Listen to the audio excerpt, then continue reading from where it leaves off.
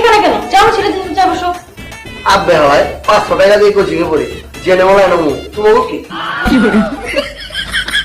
এই সারিস good morning students. Sir good morning হইতো না, তাহলে কি হবে? কে শুভ সকাল? শুভ সকাল শুভ সকাল, সবাই বসো বসো। আমরা তো দাঁড়াই নাই কা বমুগান্তে। এই ওলা হইয়া মাইয়াদের মাঝখানে বসছো কেন? 500 টাকা দিয়ে কোচিং এ পড়ি, আমি জেনে বলা এর বমু, আপনার কি? এই তুই ঠিক আছে, তাই কোচিং এ পড়বো না, আমি বক্কর স্যার কোচিং এ পড়বো। ওই জায়গায় 6-7টা মাইয়া আরো বেশি আছে, মাঝখান দিয়ে আপনি 500 টাকা খাইলেন। এই না না না বাবা বাবা, এই ঠিক আছে জায়গা দিলে না বাহ, কোচিং এ যতক্ষণ থাকবো আমরা ডার্লিং।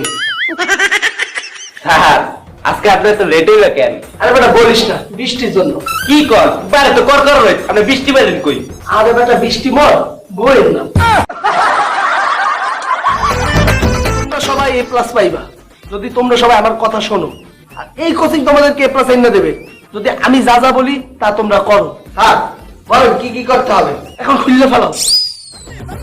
এই তোমরা জামা খুলতে আসো কেন? তাহলে কি চেইন খুলবো? আরে বেটা না, বই খোল তারপর পড়।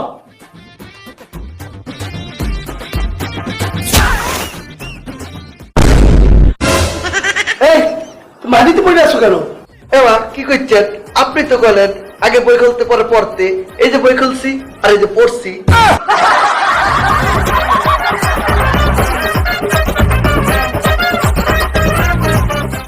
একদিন ওখান থেকে পড়ছি না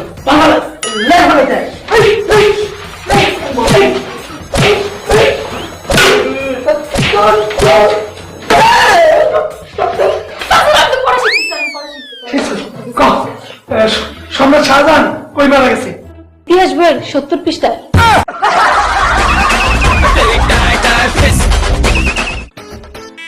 হ্যাঁ মনোযোগ দিয়ে সবাই পড়ো, ঘুষ খাওয়া ভালো না, ঘুষ খাওয়া ভালো না, সবাই মনোযোগ দিয়ে পড়ে। কি করতে আসো? আইসক্রিম খাচ্ছি, খাবেন? না না খাবো না। তুই আইসক্রিম খাইস না, এই আইসক্রিম খাওয়া ভালো না, এই আইসক্রিমে বিষাক্ত কেমিক্যাল আছে। এখন মনোযোগ দিয়ে পড় যে ঘুষ খাওয়া ভালো না। কে স্যার, ঘুষেও কি বিষাক্ত কেমিক্যাল আছে?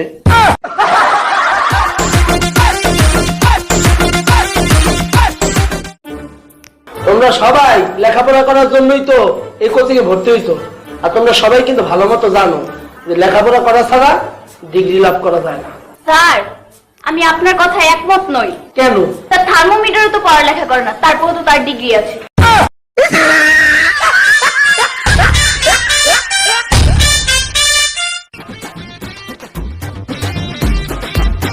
তোমাদের আজকে পথ পড়া ছিল, এমে দাঁড়াও, বলো পথ কত প্রকার?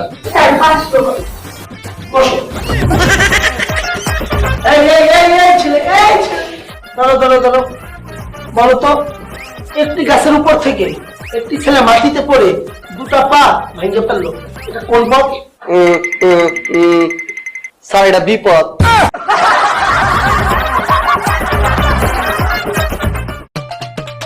এই দাঁড়াও,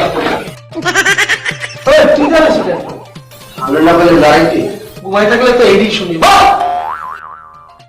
বলো তো তুমি ইতিহাসের কাকে বেশি ঘৃণা করো? তার ঈশ্বরচন্দ্র বিদ্যাসাগরকে। কেন? উনি তো একজন মহান ব্যক্তি ছিলেন। আলু ছিলেন। উনি যদি বাল্য বিবাহ বন্ধ না করতেন তাহলে এতদিনে আমি স্বামী নিয়ে সুখে সংসার করতাম।